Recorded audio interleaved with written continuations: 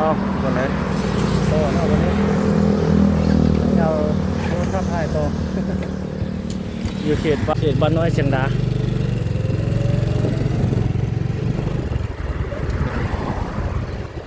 นี่เป็นห้าง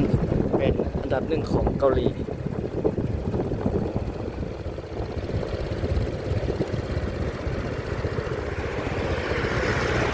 ห้าง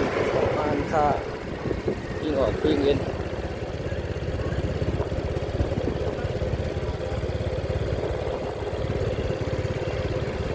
นี่เราเปลี่ยนโทรศัพท์ถ่ายแล้วทุกคน เฮ็ดเป็นคลิปที่3เลยซะเนาะนี่ก็จะขายเลขลาวหวยลาวออกเดือนมาเนี่ยยามนี้ออกคิด1 5 มื้อยามนี้เลขลาวหวยลาว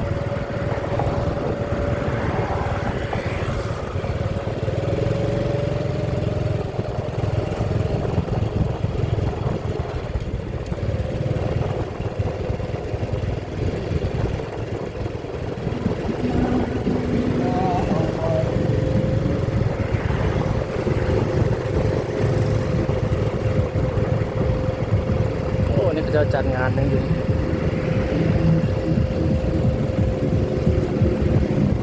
ห้านจุ่มห้านนี้คนหลายเนาะบุฟเฟ่โอ้คนหลายนะ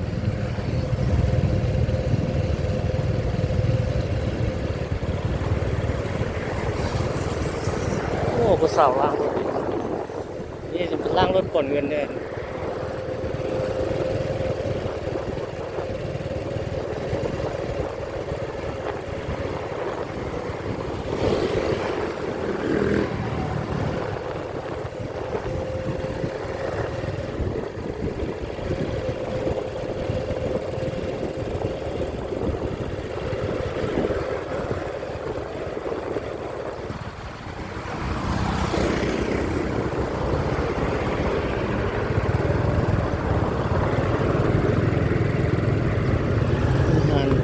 ซีนสไลด์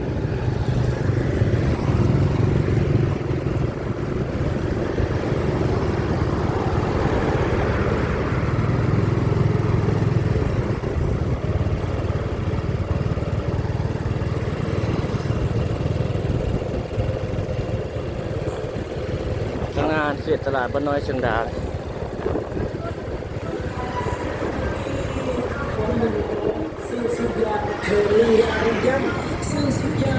นี่ก็คนหลายเนาะดีเนาะ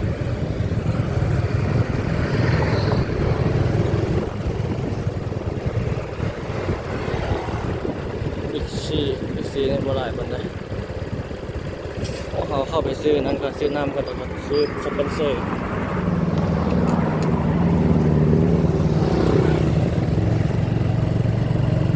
รถหลาย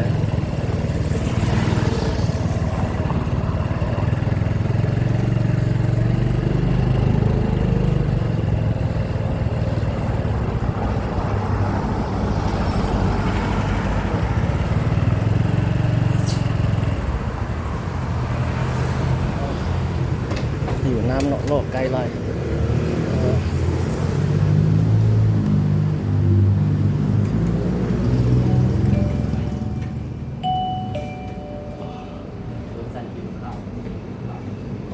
จุดเลยเข้ามาแล้วจะรู้อะไรเนี่ยเอาน้ำสปอนเซอร์อีกเย็นจ่อยเอามาเนี่ยเนาะสปอนเซอร์โอ้อันนี้ตุ๊กนึง10 เดือนนี่สปอนเซอร์10,500โอ้เข้าในแห้งเย็นเข้าในตู้เย็นโอ้อันนี้15สปอนเซอร์เอานี่ซะอันนี้ของจีนได้เสียบอยู่ทุกคน15,000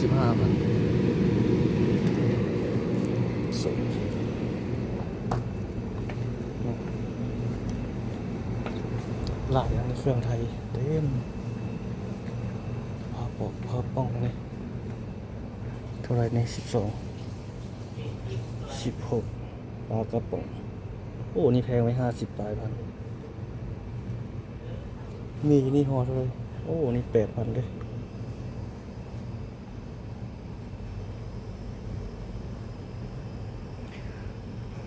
รื่องมาลอกมาล่านี่ปิงจีน30,000เลยผงซอบแบบ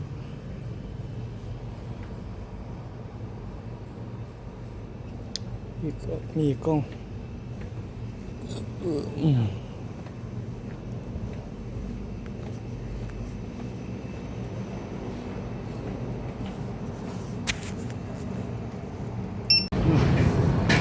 อันนี้เป็นของจีนอยู่แต่ว่ามันขึ้นออยลาวเราได้ทุกคนเจ้าใส่เป็นแบบนี้ให้หมดเลยใส่เป็นภาษาลาวอยู่เมืองสิโคตะบองเนาะถนนสีทองสาขาไงเป็นแบรนด์จีนแต่ว่าเขาเจ้าเฮ็ดเป็นนาขึ้นเป็นออยลาวเฮา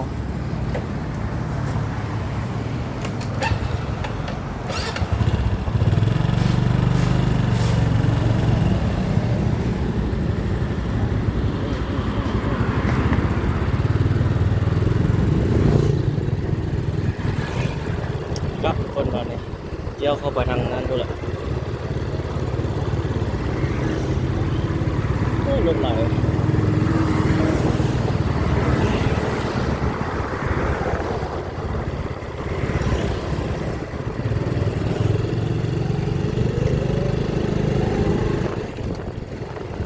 ทางหน้าในเขตตลาดบ้านน้อยเชียงดาอันนี้คนมาเศร้าอยู่หมดแล้วเนี่ย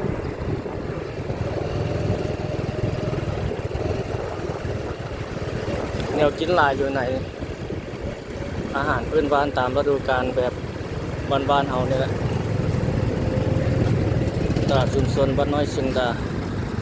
ยิ่งเป็ดยิ่งใจเนาะโอ้คนหลายไปจุดนี้ชุมชนตรงนี้ก็มีคือกัน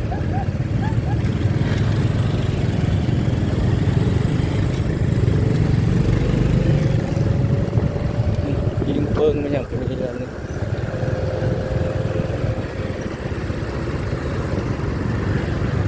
ทางซื้อเขายังไม่ได้ไปจักเดือนมื่อหน้าก็สิไปเข้าไปทางนั้นเลย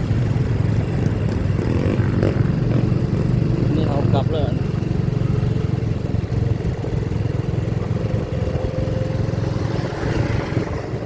อันนี้เป็นคลิปที่3ของแรงมื่อนี้เด้อทุกคนเนี่ย มื่อนี้ได้3คลิปโอ้นี่ผมวงเวลาอยู่ไหนนี่วงแดง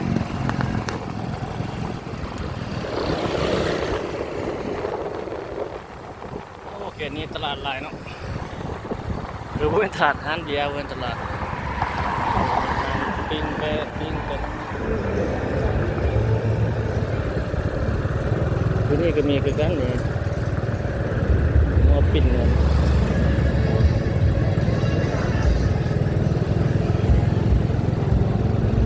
นี่ก็แม่นเป็ด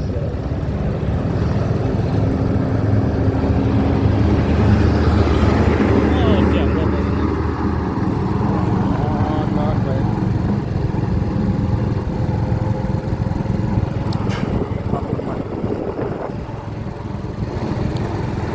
เสียงบึงท่านหลวงนะเสียงนี้นะ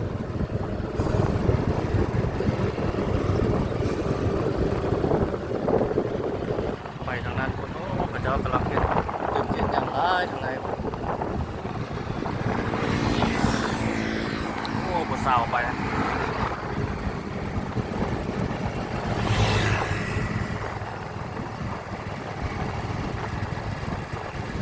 โอ้อยู่บนนั้นเขาเจ้าขายอันนั้นหลายเนาะ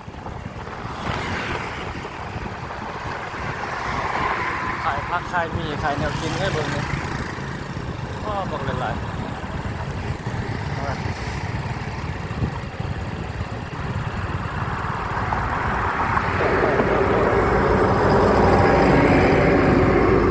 เสื้อผ้าก็มีเขาเจ้ามาขาย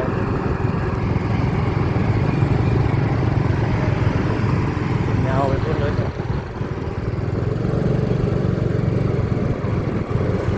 อันนี้นี่เขตพื้นท่านหลวงนี่เขาเจ้าก็เริ่มเฮ็ดให้เฮ็ดนานี่วัดทมเจียมทมดินก็มีแล้วเดี๋ยวนี้เจ้าบ่ได้กินเงิน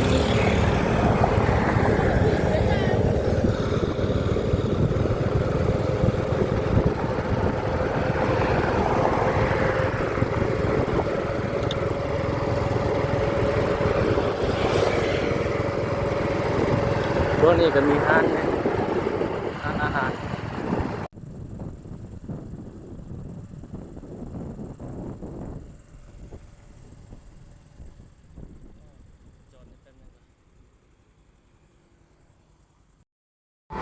เขตนี้นะสวยงามเนาะ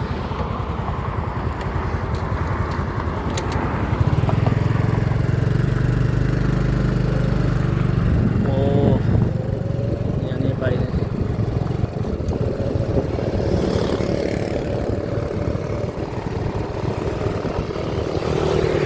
โอ้เราไปโอ้อันนี้เขาเจ้าแปลงแล้วระบบนี่โอ้ท้องเฟืองงามเลยบนในท้องฟ้าฟ้าเมา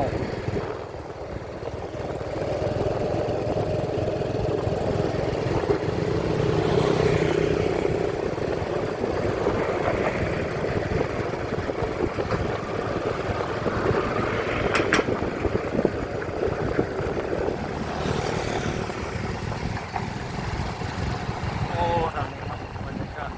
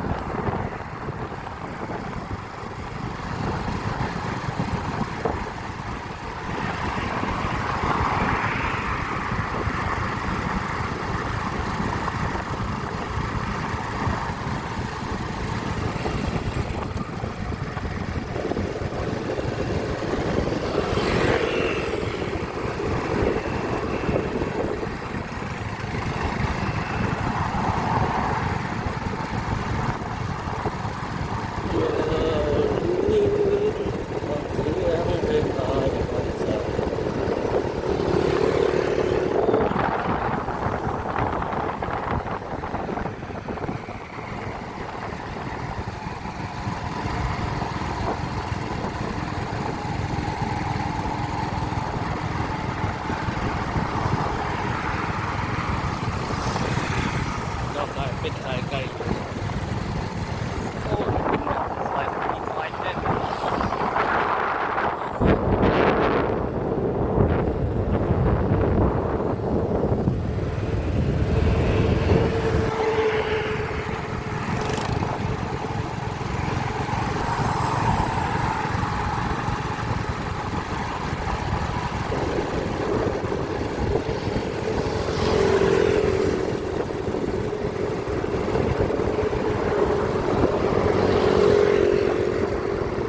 เล่นไว้ในรถของเจ้า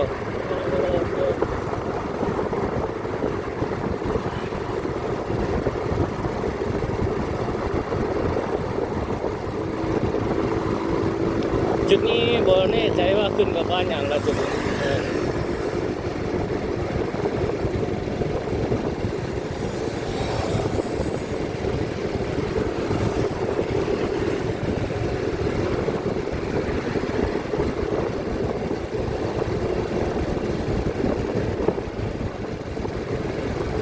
ข้างหน้าห้องหมอกเกษมละเป็นเล่นซื้อเข้าไปทางนี้เนาะหรือว่าไปทางโคนปะเปาไปทางโคนปะเปาเอาซะเล่นคอมรีไฟเขียวเล่นซื้อก็ได้สินะ คิดว่าจะได้จอดนี่เลี้ยวขวาไปทางนั้นปกตินี่เป็นถนนกำแพงเมืองก็จะซอยเต็กคนไหนไปทางนั้น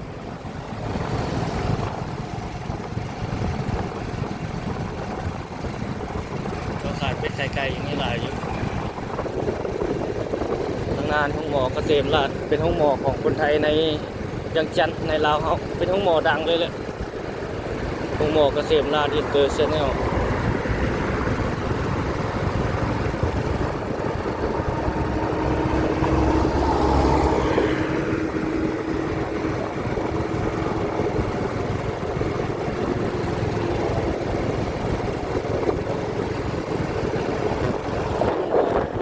สากลแห่งกระดิ่งในสปป.ลาวในเป็นเจ้าเกียรตินี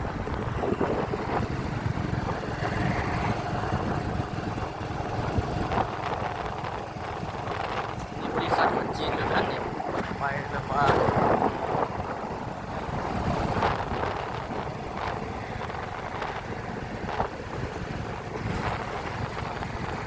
าเขาอย่างมืดแล้วก็ทุกคนครับบรรยากาศงามแดงวะ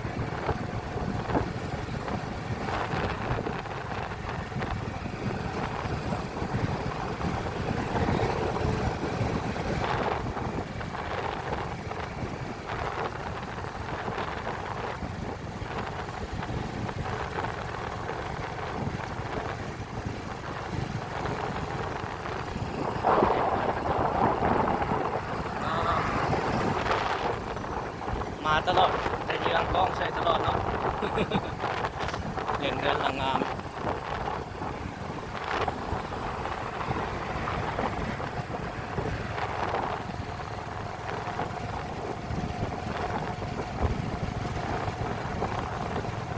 นี่ก็คืออาคารสูงมาเลยง่ายนี่คนจีนเศร้าบ่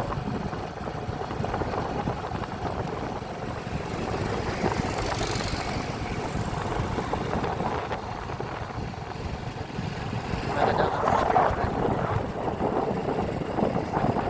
บริษัทเห็นร้านอย่างไร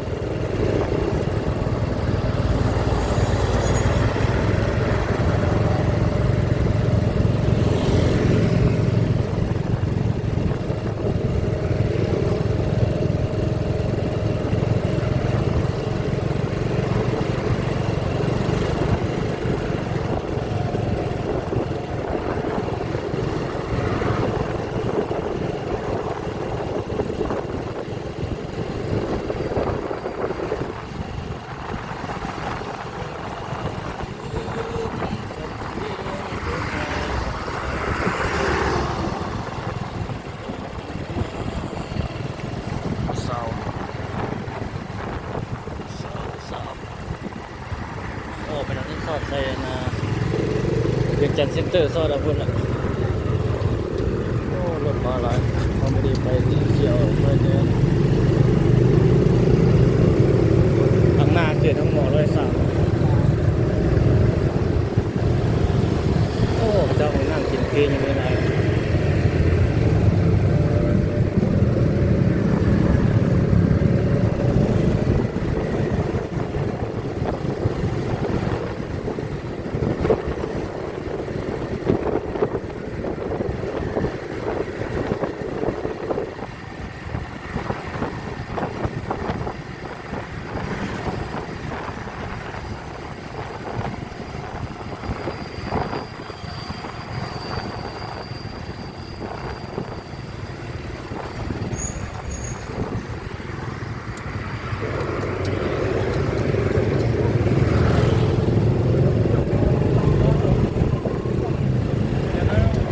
เจ้าขายอาหารการกินเต็มเลยนี่ห้องหม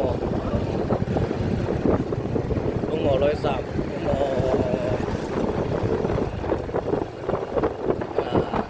ทหารเนาะหมอเป็นห้องหน้าห้องหมอทหารห้องหมอกองทัพจะเข้าทหารเดี๋ยวซ้ายเข้าไปซอยเอาเขตเวียงจันทร์เซ็นเตอร์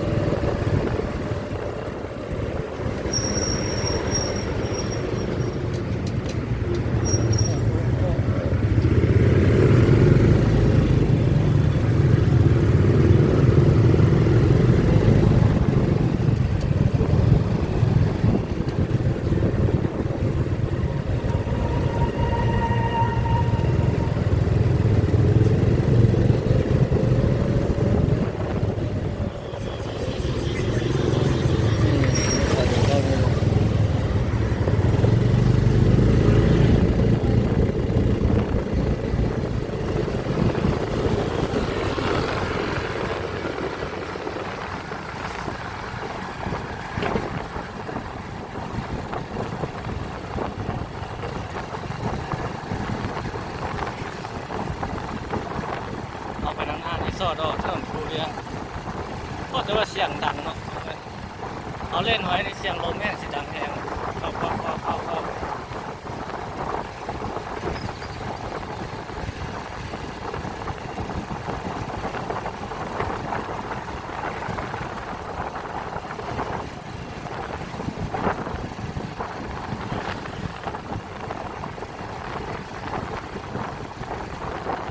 เสียงลม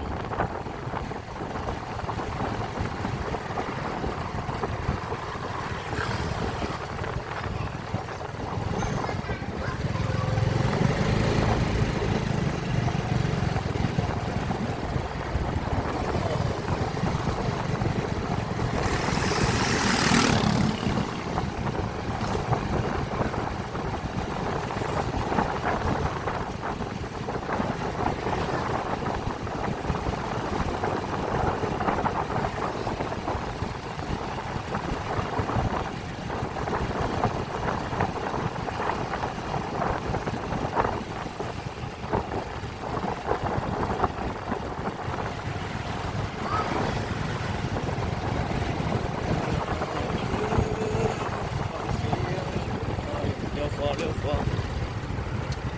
เจอทางไงได้แบบนี้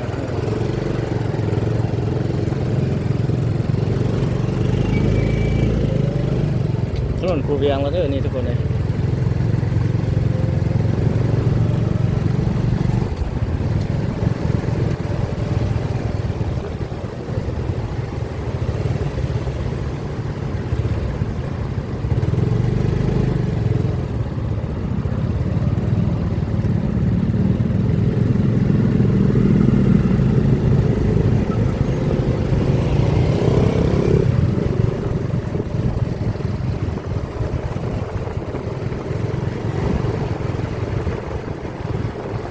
ถนนคูเวียงยามอะไร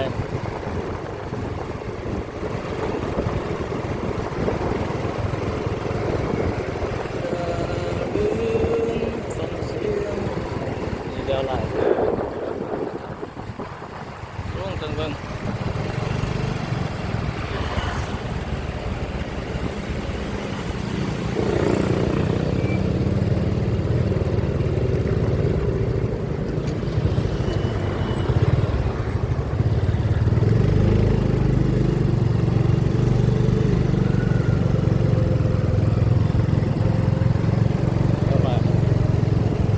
โอ้ทางหน้านี่เป็นต้นไม้ดีหุ้มเลยไว้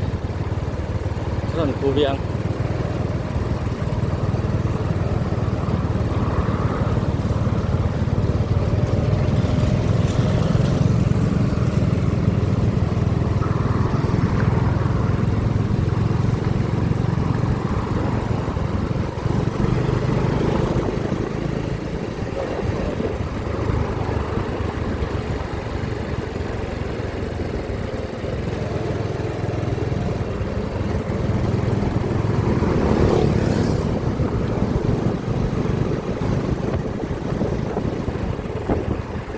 เบื้องขวามือเขาจะเป็นศูนย์การค้าใหญ่ศูนย์การค้าดัง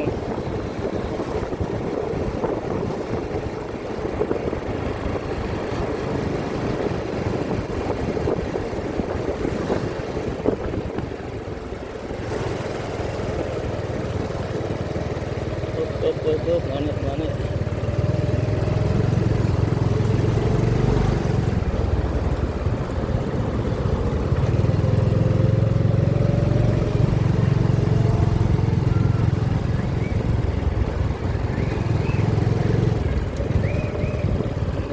เห็นแล้วหลายแล้วนี่บนซ้ายมือโครงการใหญ่คงจะเทื่อนในเขตนี้นะเขตเศรษฐกิจที่เจริญในเวียงจันทร์อีกจุดหนึง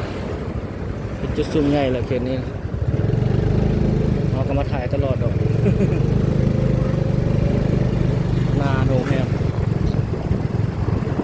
เป็นข้างหลังข้างๆอันนี้โรงแรมเปิดโดนแล้วตัวนี้นะเขตบ้านหนองจันเนาะนี่เข้าไปไหนเลิกเข้าไปไหนพวกนี้เนี่ย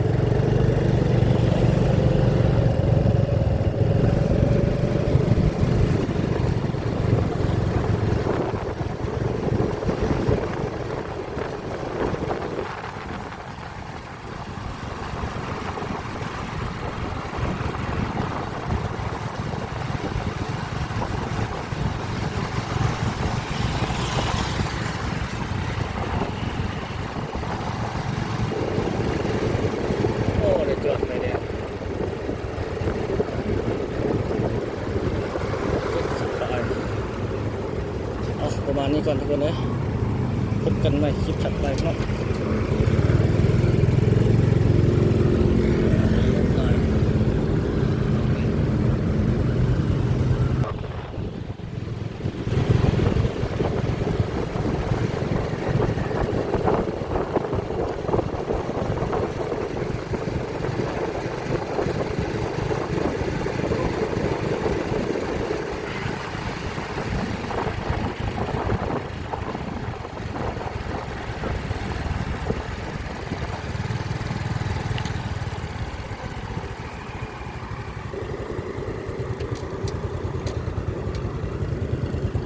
โอ้นี่มันรถต่ำเดี๋ยวบ่นี่